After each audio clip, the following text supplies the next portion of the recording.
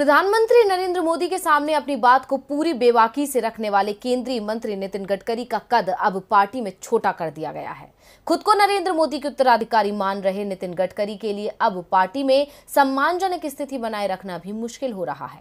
BJP अध्यक्ष JP Nadda ने आज पार्टी संसदीय बोर्ड और प्रचार समिति का पुनर्गठन किया, जिसमें सिर्फ गडकरी ही नहीं बल्कि कभी मोदी की सबसे बड़ी चुनौती रहे मामा शिवराज को भी जमीन पर ला दिया है। बीजेपी के अंदर सबसे मजबूत बॉडी पार्टी का संसदीय बोर्ड माना जाता है।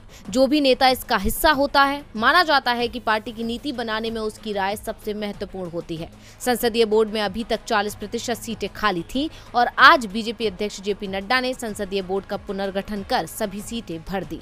लेकिन पुनर्गठन के नाम पर केंद्रीय मंत्री और पूर्व बीजेपी अध्यक्ष नितिन गडकरी और मध्य प्रदेश के सीएम शिवराज सिंह चौहान को संसदीय बोर्ड से बाहर का रास्ता दिखा दिया गया है। नितिन गडकरी पार्टी के पूर्व अध्यक्ष रह चुके हैं और बीजेपी में ये परंपरा चली आ रही है, जो नेता पार्टी की सक्रिय राजनीति में बना रहता है और पार्टी का पूर्व अध्यक्ष रहा है तो उसे बीजेपी संसदीय बोर्ड में स्थान दिया जाता है। आमतौर पर उसी सूरत में पूर्व अध्यक्ष बीजेपी संसदीय बोर्ड का हिस्सा नहीं होते हैं। जब पार्टी को लगता है कि उस शख्स को अब सक्रिय राजनीति से रिटायर हो जाना चाहिए, ऐसे में ये भी माना जा रहा है कि बीजेपी हाईकमान ने नितिन गडकरी को संदेश दे दिया है कि अब उनके रिटायरमेंट का समय आ गया है।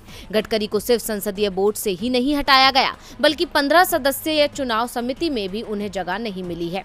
वैसे नितिन गडकरी की उम्र अभी सिर्फ 65 साल है। ऐसे में सवाल उठ रहे हैं कि क्या आरएसएस के बेहद करीब होना गडकरी की मुश्किल बन गया है, क्योंकि गडकरी नागपुर से बीजेपी सांसद हैं। आरएसएस का मुख्यालय भी नागपुर में ही है। बीजेपी के अंदर परेशानी सिर्फ गडकरी की ही नहीं बढ़ती दिख रही बल्कि शिवराज सिंह चौहान भी मुश्किल में फंसते दिख रहे हैं।